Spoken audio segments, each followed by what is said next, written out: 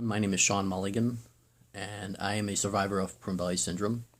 I was asked by Marty to do this video, and I'm more than happy to help in getting this message out. I was born with Prune belly syndrome, which is a rare disease that affects 1 in 40,000 people. For me, I was born with undecided testicles, an enlarged bladder, and lack of abdominal wall and stomach muscles. On top of that, I was also born with only one kidney functioning. Because of the medical issues that I had at a young age, which was at about 3 weeks old, the doctors told my parents that I would not live very long, and then there would be no reason to name me because I wouldn't be around very long. Early on, I spent a lot of time in the hospital, and each time I was admitted, the doctors told my parents the same thing, that I would not live much longer. Led to my parents believing them enough that at about 2 years old, they bought a burial suit.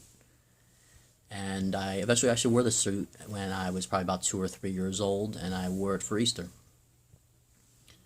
Some of the procedures I've had done was a vesicostomy, which is basically a small opening in your stomach where they insert a tube to help relieve the basically urine, because it's relieving the pressure from the kidneys and the bladders to help the kidney last longer. I've also had 3 kidney transplants at 14, 18, and 26. In between the second and third transplant, I was on dialysis for 21 months. Luckily, 21 months was as long as it was, which was very long for me because it was very difficult to go through mentally and physically. But since then, things have been going very well. It's coming up on 14 years since the third transplant. I'm very lucky compared to some survivors. I've been very active my whole life. I've played every sport just about possible, primarily hockey, even to the point where I've actually been able to play ice hockey for the high school I went to for 2 years. And then as I got older, I played in the men's league for a short period of time. And so my goals are to spread the message of Prune belly syndrome. I'd love for someday for there to be TV commercials to help spread the word, because not enough people know about the disease. There are even people in the medical field who have no idea what it is. I met Marty over the summer at my first Prune belly convention in Elizabeth, New Jersey, and I've never met a person that was so happy and just so inspiring. He's a great motivational speaker.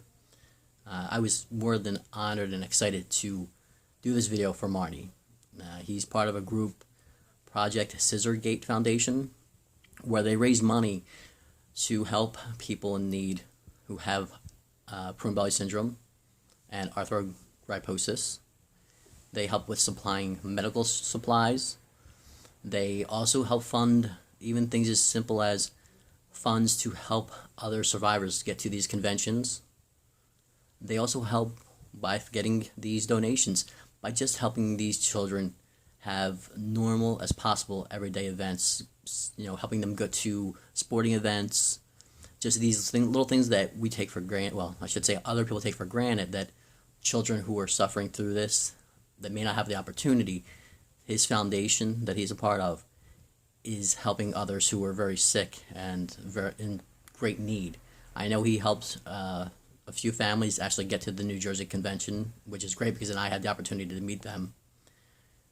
I'm in the process, I'm starting to write a book about my experiences in life with Prune belly and how it affected me mentally and physically. I hope to finish the book. I've actually, in the past, tried to write a book and just, for some reason, I've not finished it. I've always kind of just deleted it and moved on.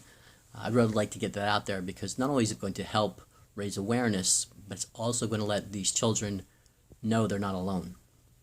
When I was born, doctors told us that there weren't that many patients out there, so I always felt alone as a child. I thought I was the only one.